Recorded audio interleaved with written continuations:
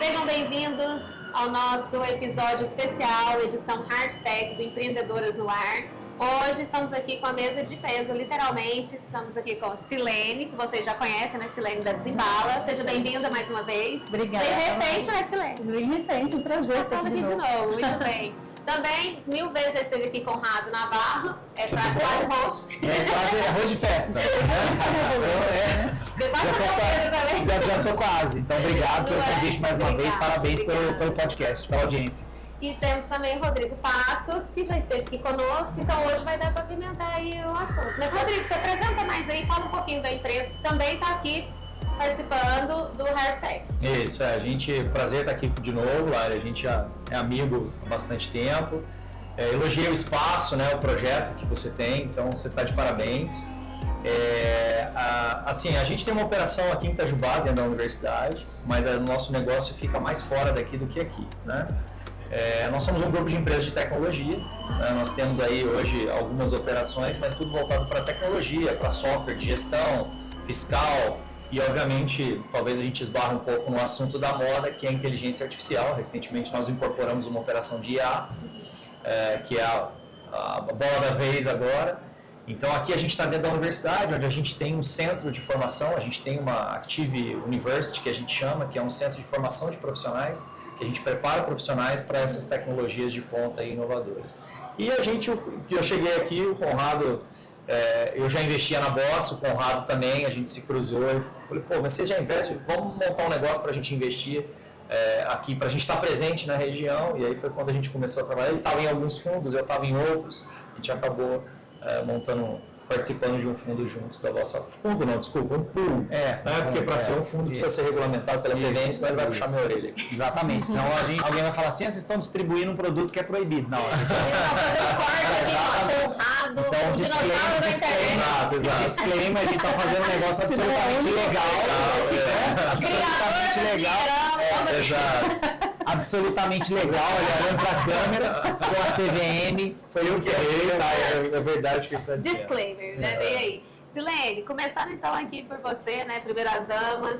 Sempre. Diga aí, você teve uma ideia de negócio e também buscou investidores.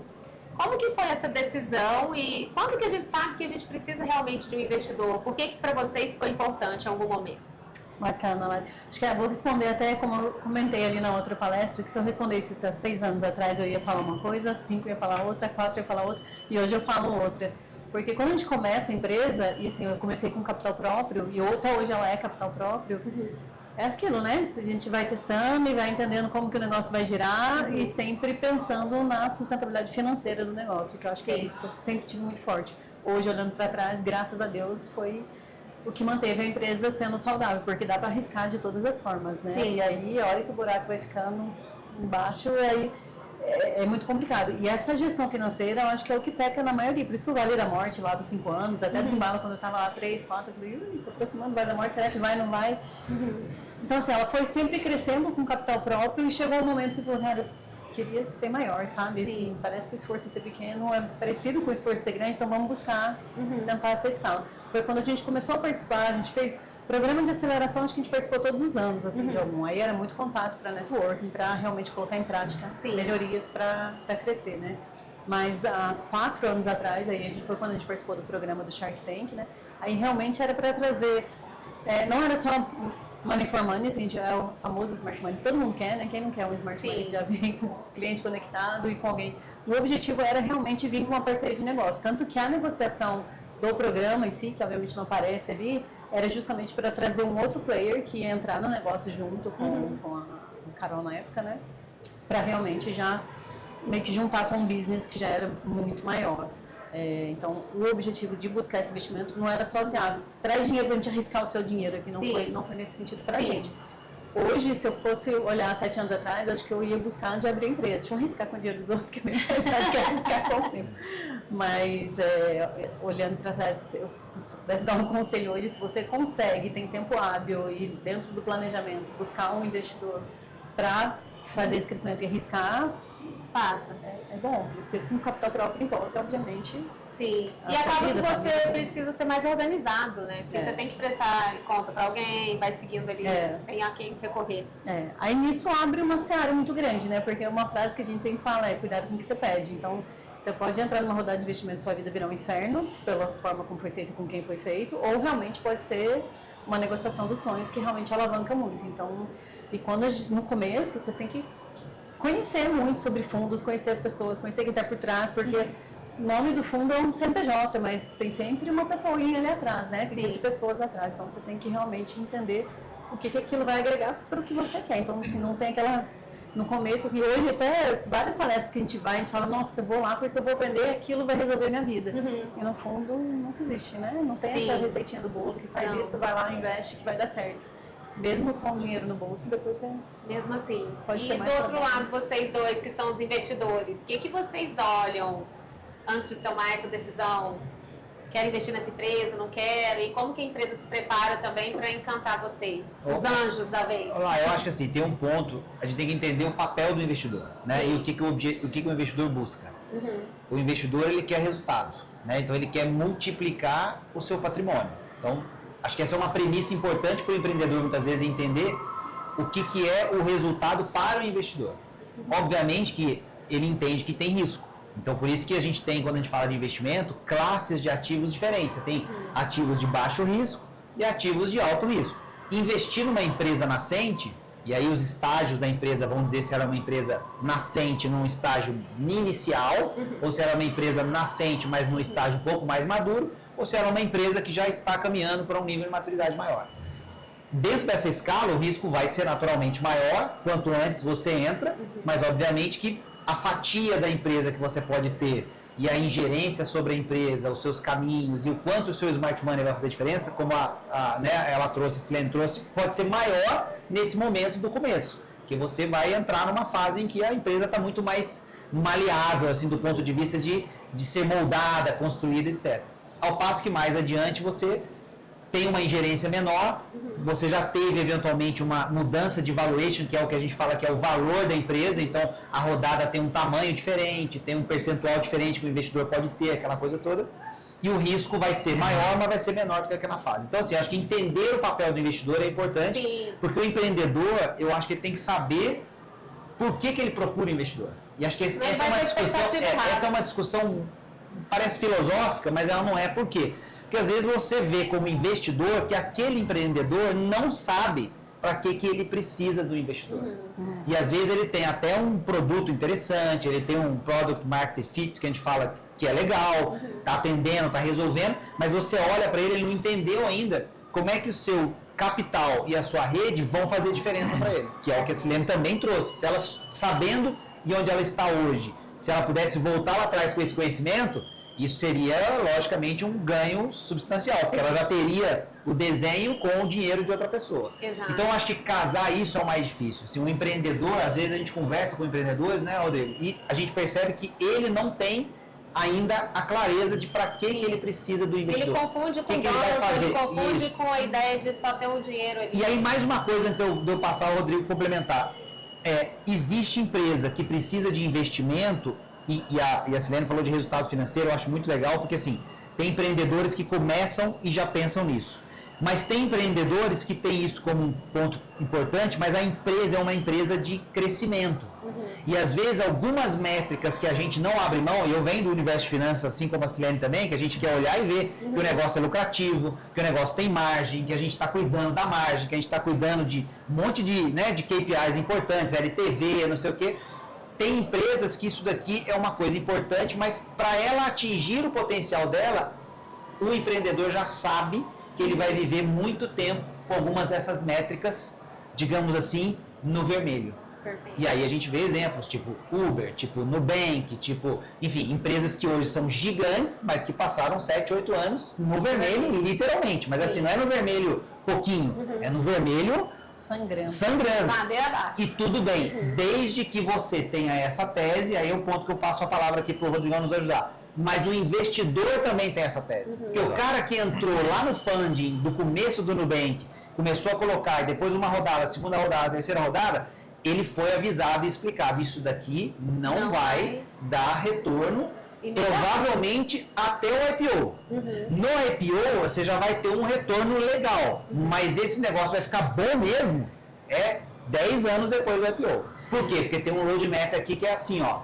Aí aquele investidor lá naquele momento tem um estômago diferente de outro investidor que entraria numa empresa que não é tanto uma empresa de crescimento, mas uma empresa de lucro, de resultado. E aí, obviamente, que o retorno também é potencialmente menor. O problema é que muita gente romantiza essa história de investir lá 20 mil dólares no Facebook quando era anjo, depois esses 20 mil dólares virou 100 milhões no IPO e acha que é assim que vai ser com todo mundo, quando na verdade, sei lá, 98% das vezes perde dinheiro, né, Rodrigo?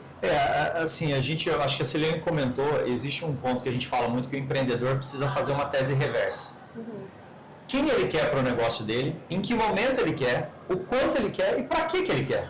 Se ele não conseguir responder para ele mesmo, ele não vai conseguir responder para o investidor. E, obviamente, ele não vai se tornar atrativo para o investidor.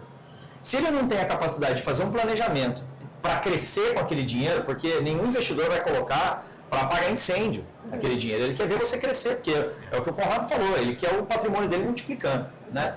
Então, a primeira coisa é fazer uma tese reversa. O momento certo é o momento de escalar, na minha visão, né? Óbvio que existem as teses, as fases da startup, mas e primeiro que startup é um conceito que romantizou também. Startup é um modelo de negócio. Você pode buscar investimento sem ser uma startup, ser um modelo de negócio tradicional e também buscar um investimento. Mas eu quero acelerar, eu quero smart money, quero um networking, eu quero outras coisas que não só o dinheiro. O dinheiro pelo dinheiro o banco dá. É mais fácil ser capital ou usar recursos próprios. Sim. Porque no final do dia, um fundo, um investimento em uma empresa, mas por trás tem pessoas, né? A Silene comentou isso. A gente investe em pessoas. Se a pessoa ela é incapaz de dizer para que ela precisa e o que ela vai fazer com o dinheiro, como é que eu vou acreditar no sonho dela se ela mesma não está acreditando? Se ela acreditar, ela consegue fazer sozinha. Sim. Então, ela passar essa barreira, essa arrebentação, ela provar que ela tem capacidade de executar aquele projeto, aquela tese dela sozinha, é que ela passa a se tornar atrativo para os investidores, né? Então não é buscar só o cheque, eu te diria que você então não está só no momento se você estiver olhando só para o cheque. Você tem que olhar uma série de outras coisas em conjunto para que você se torne atrativo para o investidor. A gente estava comentando antes, né, de começar, quanto mais você corre atrás do dinheiro, parece que mais ele corre de você. Por quê? Porque você não está focando no teu negócio, você está focando no dinheiro. O investidor, ele olha isso também, quer dizer, que hora que você é atrativo? Quando o teu negócio está brilhando sem a necessidade do investidor. Você se torna mais atrativo, né? Então, eu acho que é um conjunto de fatores, mas o planejamento é fundamental. Se você não consegue planejar o momento, o quanto você precisa e o que você vai fazer com o dinheiro, não é momento de você buscar. Sim. E a Silene já era mulher do financeiro, já sempre, até hoje, ela tem a Desembala lá na Colab, está aqui também na feira, né, mostrando aí o produto. E sempre você fala, isso, ela sempre dá essas ideias, que já é o jeito dela de olhar para a situação. E hoje você busca outros investidores, como que ficou a situação afinal pós-Shark Tank? Hoje, o Shark Tank já tem 4 anos, né, então assim, até trazendo um pouco do que aconteceu ali, o que foi bom e o que foi bom de aprendizado, porque a gente, na verdade, não teve o funding fechado. Porque o Shark Tank é um programa com um termo de intenção de negociação, né? Sim. E aí tem muita coisa por trás ali. E o que aconteceu? Cada investidor ali tem o seu timing, o seu pool de empresas ali, e passado um ano, que para mim um ano é uma vida, o negócio muda, o valuation muda também. E se um ano nada acontece, podemos conversar, mas vamos conversar de novo, né? Zeramos os termos, né? Vamos falar. Até porque do programa em si são 6 meses só, por questões óbvias, né? Então, assim, lá foi maravilhoso em termos de networking, quantidade de empresas que a gente se relacionou e também pelos aprendizados, obviamente. Eu lembro que vocês faziam mentorias aos sábados, tinha um monte de todo sábado, por um ano. Não posso, tem mentoria. Por um ano. Mas olha que interessante, né? A gente estava falando de entender o negócio na conversa lá no Shark Tank, porque o programa de 10 minutos, mas a gente ficou 1 hora lá. E a gente conversando e tudo, e na época o Caíto me fez uma pergunta que foi o que mais mudou o resultado da empresa até hoje.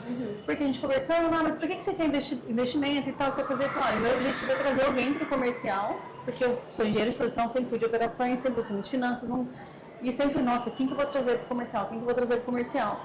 Só que como a empresa é sua, vai passando o ano, você vai ficando craque, né? Porque você tem que fazer. Sim. E aí ele virou para mim e falou assim, por que você está buscando alguém do comercial? tá aqui na minha frente, olha você apresentando, pra que você vai buscar alguém? Aí eu saí daqui, por mais que eu fechei tudo, a minha mente devia ter falado, eu fiquei, cara, será que eu devia? E a partir daí eu comecei a estudar comercial como uma louca, e eu amei, eu simplesmente me apaixonei. Eu falei, cara, por que eu fui aprender isso só agora, assim? E desde então mudou muito o resultado da empresa por esse foco na atuação, sabe? E aí a gente não participou mais de rodadas de investimento desde então e focou muito em crescer. Foi quando a gente já estava no início da expansão para a linha profissional, foi no momento que a gente estava nacionalizando, então passou o programa, a gente conseguiu nacionalizar toda a linha, então hoje é 100% nacional, o que possibilitou a gente ir para a linha profissional, né, o B2B, então a gente tem uma linha que chama C1 Pro, que tem 3 anos, que é só focada em empresas, grandes resorts, que é onde eu fico grande parte do meu tempo, né? E aí é um comercial. A Silene tá falando que ela só fica no resort. Na verdade, ela não faz nada, só fica nos resorts. Quem dera fazer um resort, porque a gente pensa. E a família fala, lá vai ela pro Tauá de Atibaia. Eu falei, só que eu vou pros bastidores. Só fica tomando sol, né? Silene. Mas ela deu um exemplo legal do que a gente está falando, que é justamente o que você quer e por que você quer. Sim. Na verdade, ela ia contratar um comercial, sendo ela o melhor comercial que a empresa pode ter. Então, ela entendeu isso e a operação dela mudou. Porque ela mesma falou, o meu termo agora para negociar um investimento é outro. Porque a empresa saiu e mudou de patamar. Mas veja, sem romantizar, né? Ela descobriu um talento que ela tinha e não conhecia. Muitas vezes o empreendedor fala assim, mas eu não sei fazer isso. Como eu faço para resolver? Então, o cara é um excelente técnico. No meu caso, eu sou um cara de tecnologia, né? Eu tenho muita tech investida, né? É um CTO, ele conhece tecnicamente o produto, mas ele não sabe administrar, ele não sabe vender, ele não sabe fazer. E talvez ele não tenha, lidar com pessoas, e talvez ele não tenha descoberto isso. Vou te dar a minha experiência como empreendedor, né? Quando eu descobri que você não consegue fazer bem tudo, e que é melhor você focar no que você faz bem, e compor com pessoas que façam aquilo que você não faz bem, começou a melhorar bastante. Então hoje eu tenho uma rede de RH, eu tenho uma rede de finanças, para fazer o que eu não sei fazer. O meu negócio é fazer negócio. Sim. Então eu foquei naquilo que eu sabia. Aí o empreendedor fala o seguinte, mas eu não tenho dinheiro para contratar essas pessoas. Você tem modelos de negócio, stock option, vesting e etc., que você consegue trazer pessoas boas para dentro do teu negócio. Aí vai uma dica, né? Não traz essa pessoa, não contrata ou não dá uma participação sem que você avalie se vai funcionar ou não. Use modelos jurídicos saudáveis, mútuo conversível, para que você possa testar. Se funcionar, você traz essa pessoa para dentro do seu negócio. Não se desespere. Exato, mas você tem que ter alguém que faça um planejamento financeiro, que olhe para o fluxo de caixa. Me corrija se eu estiver errado, Conrado, mas fluxo de caixa é o que mais quebra a empresa. Sim. No dia a dia. As pessoas acham que é lucro, mas não é. Não é lucro, é fluxo de caixa, né? Porque você tem os períodos sazonais que você vende muito, recebe muito, depois você passa a vender pouco, recebe, mas seu custo não está acompanhando. Então, ter pessoas que olhem para isso o tempo todo é fundamental. E nem sempre se acerta de primeira. Né? Então, para estar nesse patamar de ter uma rede de finanças, a gente já trocou algumas vezes, né? Então, eu acho que é um pouco disso. Você tem que focar no que você faz bem, mas não pode esquecer das outras coisas, porque uma empresa não sobrevive só vendendo ou só entregando. Ela precisa do todo, né? Então, precisa de alguém administrando. Então, acho que é um conjunto de fatores. Verdade. E, Conrado, complementando aqui, o Rodrigo, da outra vez que ele veio, falou, olha, eu aprendi o meu comercial aí vendendo na feira. Sim, foi. Como descobrir os seus talentos, assim? O Conrado já escreveu livro? Já saiu outro livro? Não, vai sair esse ano, se Deus quiser, até o final do ano. Vai ter mais um livro, esse vai chamar Internacionalizes, né, que é um pouco do meu projeto de vida mais recente, né, que é... Eu tô fazendo a maior loucura de todas, né, quando eu converso com o Rodrigo. Porque assim, eu tô brasileiro, empreendendo fora dos Estados Unidos, né, do real para dólar, estando aqui, tendo que ir para lá e voltar com a família aqui. Então, assim, ele tá melhor que o Silene. O Silene tá no resort, ele tá viajando para Miami. Mas aí olhando lá para a galera, não recomendo, porque a conversão é o contrário, né? A moeda forte está lá. Sim. Então eu estou tentando justamente criar uma fonte de renda numa moeda forte. É uma coisa que eu sempre defendi, né? Diversificação de investimento, moeda forte, agora criar renda numa moeda forte. Que eu acho que esse deveria ser um objetivo de todo mundo, né? Todo empreendedor deveria pensar nisso, inclusive. Mas assim, eu acho que a questão de descobrir o talento, um pouco é assim, o empreendedor ele não adianta, ele vai ser tudo. Em algum momento ele vai ser tudo. Não vai ser bom em tudo, mas vai ter que fazer de tudo. Ele vai ser tudo. Sim. E aí assim, isso já vai te dar um pouco desse desse sinal, digamos assim, né? Do que você não é, assim, de jeito nenhum, sei lá, alguma coisa, você já vai olhar e falar, puta... Que na primeira oportunidade é o que você... isso aqui, você já fala assim, cara, isso aqui, pelo amor de Deus, Rodrigo, você chegou, aí você já tá passando, quando você percebe, você fala, cara, isso aqui é porque não é pra mim mesmo. Sim. Então, você já vai ter esse sinal. Só que algumas coisas a gente tem uma tendência a querer terceirizar.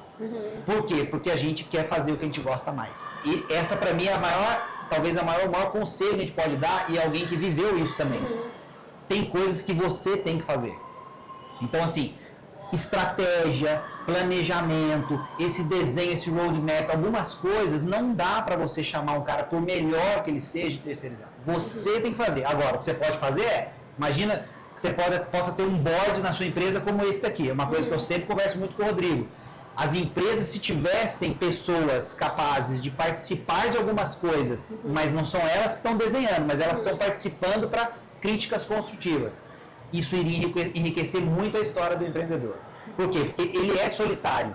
E aí ele precisa fazer o estratégico. Mas se ele tiver alguém que já viveu alguma coisa, que pode olhar e falar para ele, cara, eu acho que você poderia pensar nisso, pensar naquilo, pensar... Isso ajuda a descobrir o talento. Sim. E a descobrir se você não está indo ou fazendo alguma coisa que você poderia estar contando com alguém para fazer. Que é o que aconteceu com você, né, Silene? Quer dizer, veio uma pessoa de fora e despertou em você uma coisa que você não via. Quem vê de fora... Não, ele não conhecia mais do que aquela relação naquele momento, né? Ele olhou e falou, cara, é o comercial, porque quem vai vender melhor o teu produto e o teu negócio do que você? Exatamente. Você pode contratar o melhor vendedor do mundo. O negócio você criou. Você concebeu. Então ninguém vai conseguir vender teu negócio com tanta ênfase, com tanto carinho quanto você. E para o investidor, a gente olha olho no olho, é brilho nos olhos. O empreendedor, para mim, tem que ter brilho nos olhos. Ele tem que vender o negócio dele como se fosse a oitava maravilha do mundo, né? Porque, de fato, para ele tem que ser. Tem que ser. E a maior razão de, né, quando a gente fala de deal breakers, assim, hoje em dia, isso é uma estatística interessante, a maior razão de novos negócios não acontecerem para escalar é a dependência do sócio. Porque aí é o outro lado disso que a gente está falando. O negócio também não pode, num desenho de escala, ficar dependente do sócio. No começo, é isso que vai acontecer. A gente precisa sair, vai vender, vai ser o financeiro, depois você vai estruturar e daqui a pouco você vai criar uma maneira de fazer isso escalar sem necessariamente ficar 100% dependente de você. Essa é a maior razão de que alguns negócios, depois que ele começa a escalar, que ele não consegue ir mais para frente. E isso é tão real. Eu tenho um caso que está acontecendo agora. A Lívia, que é da Desembalada, faz uns 3, 4 meses que eu preciso trazer alguém em São Paulo. Porque o comercial do B2B que eu tenho que estar lá na empresa, meu dia tem 24 horas e tem 24 horas, isso eu não mudo.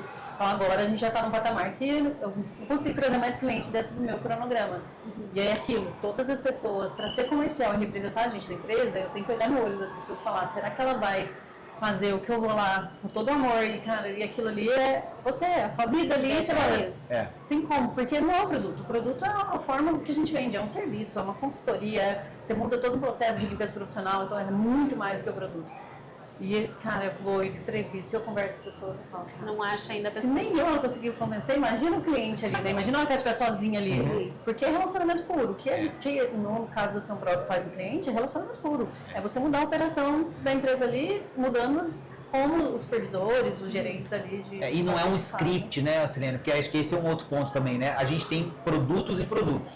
Algumas coisas são meio automatizáveis, né? Então você pode escalar, sei lá, vender online, fazer um checkout, sei lá, né? Um curso, é um produto digital, alguma coisa, tem uma metodologia que funciona. Sim. A outra coisa é uma venda que é o seu produto, a sua paixão, o seu negócio. Você sentar com a pessoa, você vai treinar o melhor vendedor do mundo, não é você que está sentando e não tem um script tão certo. Eu acho que esse é um outro desafio, que quando você está escalando, tem um pouco do deixar ir e um pouco do não adianta você também falar assim, puta, legal, vai lá. E agora eu vou ficar aqui cuidando do estratégia, tal, de repente o seu funil começa a... Ixi, o que aconteceu? E você vai ver que quando você se envolve, isso que você está dizendo, na prática acontece com todos nós empreendedores.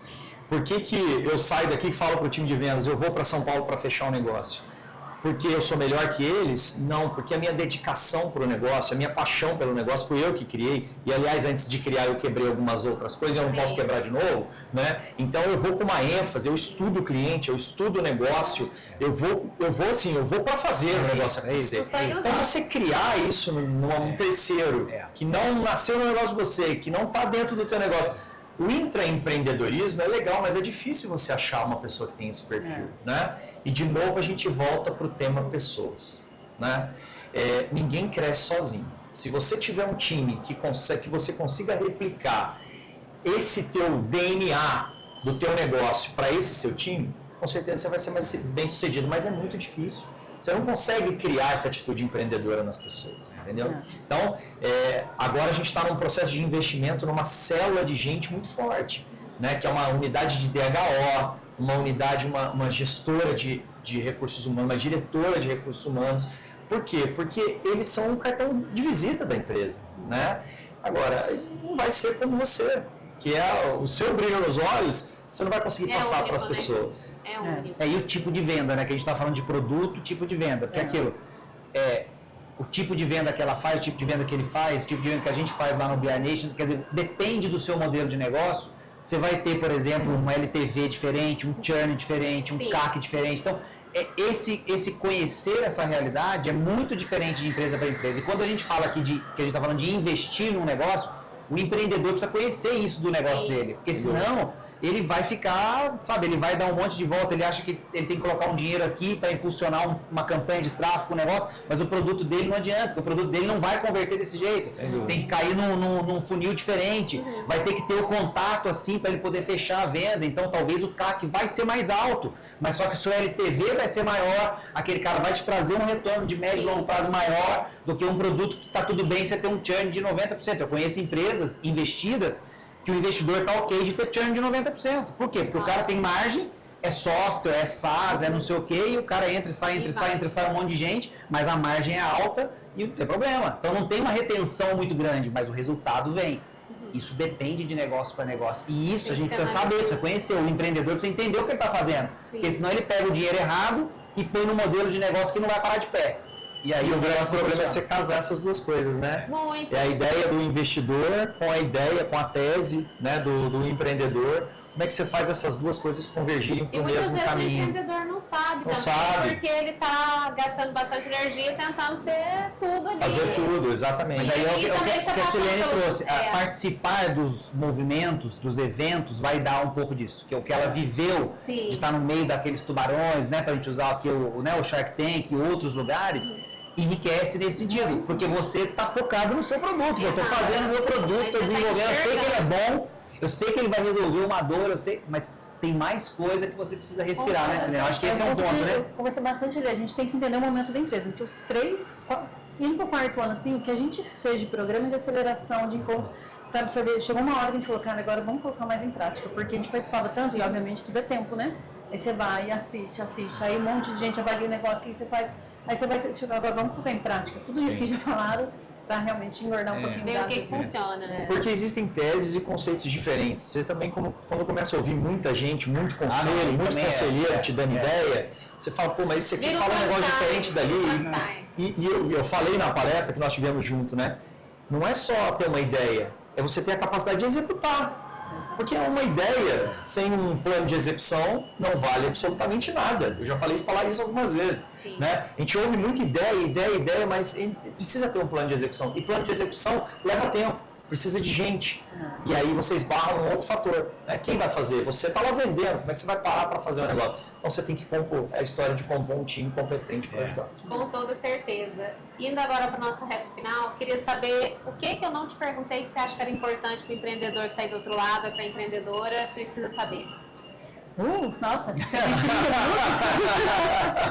Bom, assim, focado até no tema que a gente está conversando aqui de investimento, né? Eu acho que o primeiro passo, assim, para ela ter de mensagem daqui é entender que momento da empresa você está. Porque de tudo que a gente falou, pode servir para uma pessoa, se ela está no primeiro ano é uma coisa, se ela está no segundo, se ela já tem capital, e se o capital dela, mesmo que próprio, é gigantesco. Sim. Sentar e realmente ter clareza do negócio dela, entender que momento que ela está vivendo, para saber o que realmente ela precisa e quem que vai ajudar. Porque e isso vai ser contínuo, né? Porque senão a pessoa vai fazendo, ela nem vai passar. E se ela está nos primeiros 3 anos, respira fundo. E vai. Um dia vai dar certo. Ou não. Eu tô vivendo. Ou você vai morrer no quinto ano, vem aí.